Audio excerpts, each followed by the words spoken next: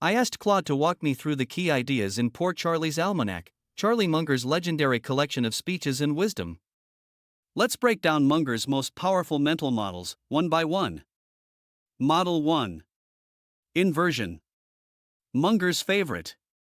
Instead of asking how to succeed, ask, how would I guarantee failure? Then avoid those things. Munger says all of life's problems become easier when you flip them upside down. Model 2. Circle of competence. Know the boundary of what you actually understand. The size of your circle doesn't matter. Knowing the edge does. Munger says, stay inside the circle.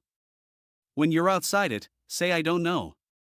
Most people's problems come from fooling themselves about what they understand. Model 3. The latticework of mental models. Munger argues you need models from many disciplines: biology, psychology, physics, economics. Not just one hammer looking for nails. The man with only a hammer treats every problem like a nail. Munger says, collect many tools from many fields. Model 4. The Lollapalooza Effect. When multiple psychological biases combine in the same direction, the result isn't additive, it's explosive. This is why cults work. Why bubbles form. Why smart people do stupid things. Multiple forces pulling in the same direction. Model 5. And maybe the most important. It is remarkable how much long-term advantage people like Munger have gotten by trying to be consistently not stupid, instead of trying to be very intelligent.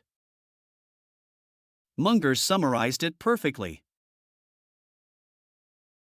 So here's the summary. Invert the problem.